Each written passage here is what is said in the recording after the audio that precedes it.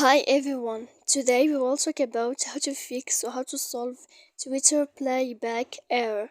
To know how to fix or how to solve Twitter playback error, you should just go to settings like this. You will click. After that, in this page you will go to apps, default apps, app settings. When you will see this list, you will go down to find the application of Twitter and you will enter. Then in this page here you will go to click for stop.